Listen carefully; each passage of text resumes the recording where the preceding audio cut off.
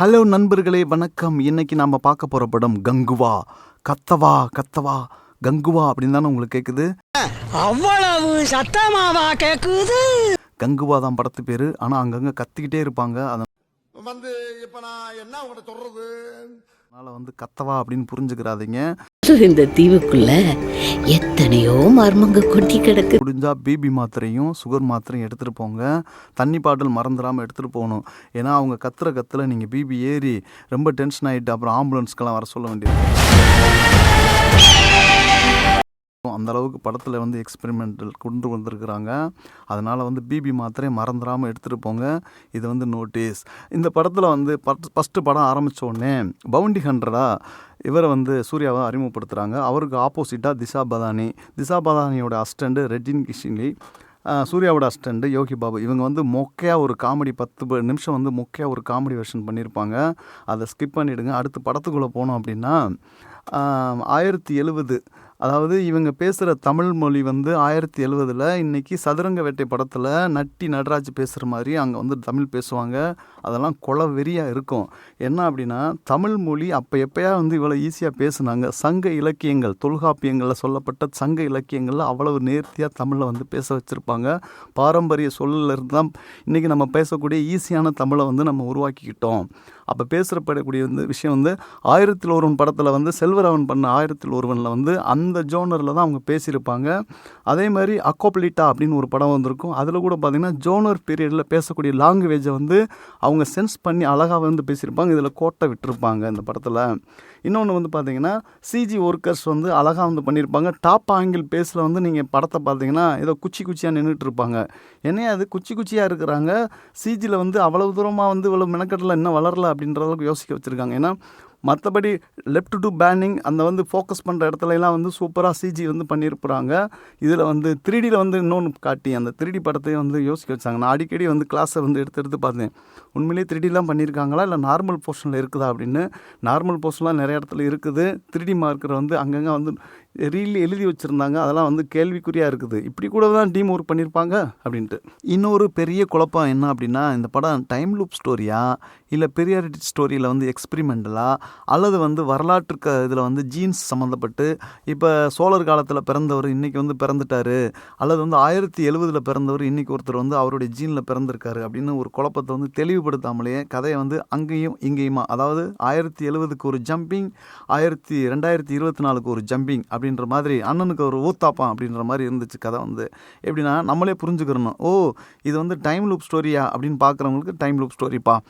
சில பேர் ஜீன்ஸ் சம்மந்தப்பட்டு அந்த காலத்தில் பிறந்தவர் தான் சூர்யா அப்படின்னு சொல்லி நினச்சிட்டு இந்த காலத்தில் இந்த சூர்யா பிறந்திருக்காருப்பா அப்படின்னு நினச்சிக்கிறவங்களுக்கு அவங்களுக்கும் இதை தெளிவுபடுத்தணுமா இல்லையா டீம். அதாவது இந்த ஸ்டோரி லாகா அப்படின்னு ஒன்று வச்சுருப்பாங்க. கதை லாகா டீம் இதை எந்த இடத்துனாலும் ஒன்றும் இல்லை, ஸ்டோரியில் சொல்லி ஆகணும். சொல்லவே இல்லை, சொல்லுவாங்க நம்மளாம் நினச்சிக்கிட்டு.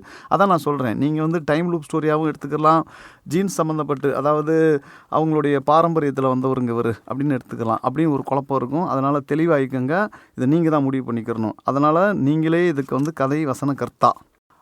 தமிழ்நாட்டில் பழங்காலங்களில் பார்த்திங்கன்னா பண் இசை அப்படின்னு சொல்லுவாங்க. யாழ் வாத்திய கருவிகள்லாம் யூஸ் பண்ணுவாங்க. இது குறவனுக்கும் குறத்திக்குமான ஒரு தொடர்பில் இந்த வாத்திய கருவிகள்லாம் யூஸ் பண்ணியிருப்பாங்க. அது சிலப்பதிகாரத்துலேயும் சொல்லியிருப்பாங்க, புறநானூற்று அகநானூற்று பாடல்கள்லையும் இருக்கும். பழங்கால ஸ்டோரியில் நம்ம ஒரு விஷயத்த சொல்கிறோம் அப்படின்னா கண்டிப்பாக யாழ் வாத்தியங்களும் வாத்திய கருவிகள் அந்த முரசு அந்த மாதிரியான வாத்திய கருவிலாம் யூஸ் பண்ணியிருப்பாங்க. இதுக்கெல்லாம் அண்ணனுக்கு நேரமே கிடையாது. டிஎஸ்பி அண்ணனுக்கு என்ன பண்ணியிருக்காருன்னா, சிங்கத்தில் போட்டோம்னா ஒரு எமோஷனலான ஃபீல் சாங்கு அது ஒன்று போடுங்க. அப்புறம் ரெட் படத்தில் பேம் பேம் பேம் பேம் பேம் பேம் பேம்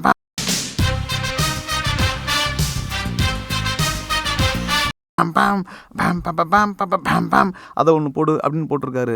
அங்கங்கே ரெட் படத்தில் வர ரீகார்டிங் மாதிரியே இருக்கே அப்படின்னு சொல்லி நான் யோசனை பண்ணேன். அதை அப்படியே அண்ணன் தரவு குறையாமல் அப்படியே எடுத்து யூஸ் பண்ணியிருக்காரு. இன்னொன்று பார்த்தீங்கன்னா, நம்ம ஒரு படத்தில் மியூசிக் காப்பாற்றும் அப்படின்னு சொல்லி போவோம், இல்லாட்டி ஒளிப்பதிவு இயக்குனர் காப்பாற்றுவார் அப்படின்ட்டு போவோம். 2 பேருமே காப்பாற்றாமல் டைரக்டர்கிட்ட இருந்து காப்பான்னு விட்டா எப்படி இருக்கும் நமக்கு? அந்த மாதிரி தான் 2 பேருமே விட்டாங்க. இந்த பக்கம் கதறலா, இந்த பக்கம் அருவாளா செங்கலா அப்படின்ற மாதிரி நம்ம இடையில விட்டுருப்பாங்க. அதுக்கு இடையில படத்தை பார்த்து தெளிவாக நம்ம வெளியில் வரணும். கிபி 1070 இந்திய தீவுகளில் ஒன்றான ஐந்தீவுடைய இன்னொரு பகுதி பெருமாச்சி தீவு. இந்த தீவுடைய இளவரசனாக சூர்யா கங்குவாவும் அதே தீவுக்கு பக்கத்தில் இருக்கக்கூடிய அரத்தி தீவுடைய தலைவனாக பாபி தியோலும் அறிமுகமாகறாங்க. இதுக்கு இடையில் ரோமானிய படைகள் பெருமாச்சி மீது படையெடுத்து வர்றாங்க. இதுக்கு உதவி செய்கிறவர், ரோமானிய படைகளுக்கு உதவி செய்கிறவரா நட்டி கொடுவன்ற கேரக்டரில் வர்றாரு. இவர் அவங்கள்ட்ட இந்த படைகளுடைய யுக்தியெல்லாம் சொல்லாமல் ஒரு இடத்துக்கு கூட்டு போய் வச்சுட்டு இந்த பெருமாச்சியுடைய படை வீரர்கள் பல பேர்களை சாகடிச்சிடுறாங்க. இது தெரிஞ்ச சூர்யா அந்த படைகளை எதிர்த்து அவங்கள தோற்கடிக்கிறாரு. இதுக்கிடையில் ரோமானிய படைகள்கிட்ட பாபி தீவுகள் கைகோர்த்து இவங்களை பழி வாங்குறதுக்கு தான் இந்த படத்துடைய மொத்த கதைங்க. இது 1070 நடக்கக்கூடிய வெர்ஷனில் சொல்கிறாங்க. அதே சேம் ஸ்டோரி 2024 நடக்கிற மாதிரி இருக்குது. இதுதான் ரொம்ப குழப்பத்தில் ஏற்படுத்துது நமக்கு. என்னென்னா காண்டு ஏற்படுத்துகிறதே இந்த கதையில் இருக்க பிசகள் தாங்க. சரி, அதையும் தாண்டி கதையில் எதனால் ப்ளஸ் பாயிண்ட்ஸ் இருக்குது அப்படின்னு சொன்னால் இருக்குங்க.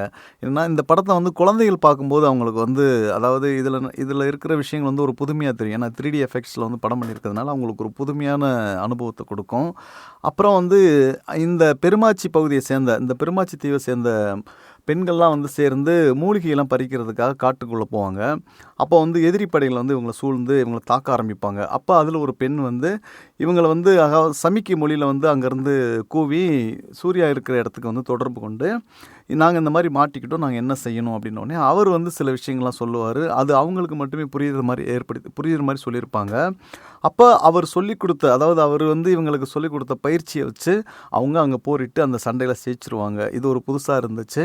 அதுக்கப்புறம் அந்த முதலீட்டை ஷேயோன் அப்படின்ற சூர்யாவுடைய, அதாவது நட்டியோட பையன் சூர்யா வளர்த்துட்டு இருப்பார். அந்த பையன் முதலீட்டை மாட்டிக்கிறவர். அந்த காட்சி அமைப்புகள் ரொம்ப சிறப்பாகவே இருந்துச்சு. படம் பார்க்கும்போதும் சரி, அதை மெனக்கிட்டு சூர்யா இந்த படத்தில் உயிரை கொடுத்து நடிச்சிருக்காரு. ஆனால் இந்த படத்துக்கு உயிரை கொடுத்து நடிச்சிருக்காருன்றதான் நமக்கு ஃபீல் ஆகும். என்னடா இவ்வளவு தூரம் மொக்கையான கதையில் இவர் இவ்வளோ உயிரை கொடுத்து நடிச்சிருக்கிறாரு.